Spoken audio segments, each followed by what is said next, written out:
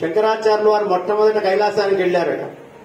వెళ్ళి కైలాసంలో ఒక 5 శివలింగాలు తీసుకొచ్చారు.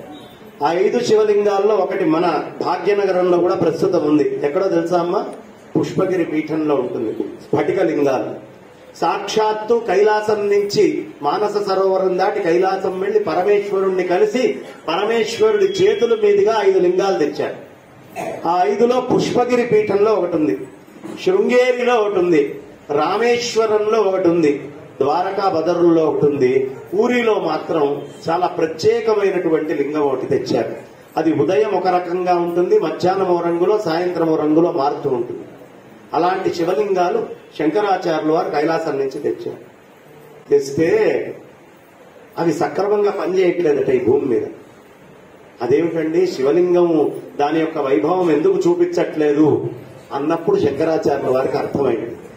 మళ్లీ కైలాసానికి వెళ్లారు. ఈసారి పార్వతి అమ్మవారిని ప్రార్థన చేశారు.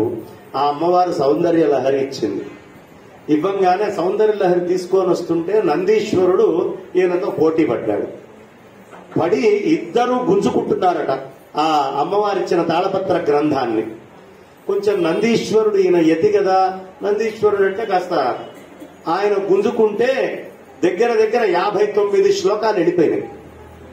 ఇక 41 శ్లోకాలు ఈయన చేతిలో మిగిలి ఉన్నాయి.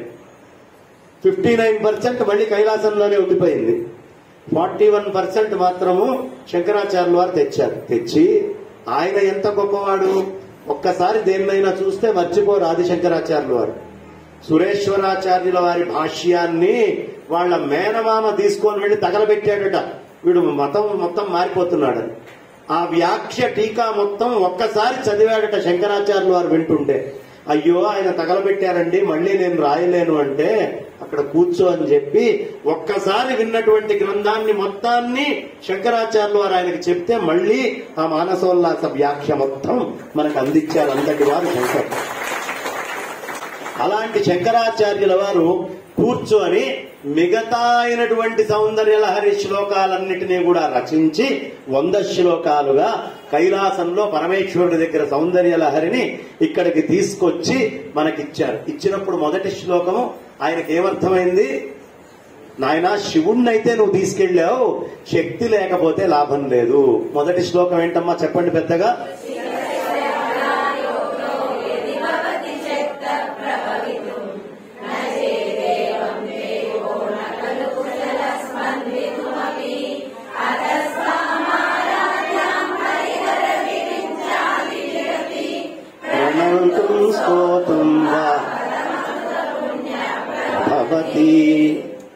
అవునా? ఇందులో మొట్టమొదటి మాట ఏమిటి? అయ్యా నాకు జ్ఞానోదయం అయింది. శివశక్త్యాయుక్తో యది భవతి శక్త. అంత శివుడైనా శక్తితోటి కలిసి ఉంటేనే ఆయన శక్తి. యది భవతి శక్త. ఆ శక్తి లేకపోతే స్పందించడానికి కూడా శక్తి లేని జడమైనటువంటి వాడు అవుతాడు. శక్తి లేకపోతే జడమే కదమ్మా. అంతటా పరమాత్మ నిండి ఉన్నాడు. ఆయనకి ఏం పని ఉంది? వేరే పని ఆయనకి ఏ పని ఉండదు. అలోక్ నిరంజన్.